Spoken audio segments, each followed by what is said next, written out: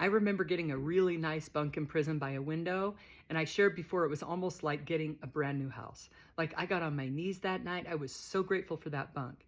So if getting a nice bunk in prison is like getting a new house, then getting a new pair of shoes is definitely like getting a brand new car. I used to hear girls on the phone talking to family, I gotta have a new pair of shoes, you gotta send some money.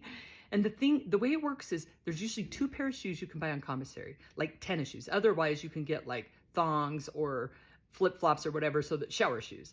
But the tennis shoes, there's usually 2 pair. One that's like $35, so the cheap. And then there's like a nicer pair that's like $70. And about every 6 months, they change that nicer pair out. The cheap ones always stay the same. And so everybody gets excited. They go look in the window at the commissary building, because you're on a compound, there's a commissary building, and people are like, oh, I'm gonna get me some of those shoes. So I remember this girl telling me, hey, Louder, come here. I walk into her cell and she opens her locker. Now, the way that people pack their lockers is tight.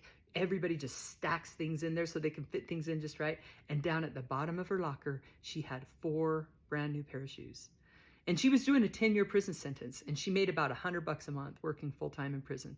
So you can imagine that every year, because she was a runner, so she wore her shoes out, but every year she had to go without every month in order to save up to buy that extra pair of shoes, because she didn't want to run out. So she had 4 brand new pair of shoes in there. I was like, how much more time do you have left? Because for me, I wore my shoes out. I wore the same pair of shoes for 2 years. My shoes were like molded to my foot. And when they got dirty, I had a girl that would charge me $2.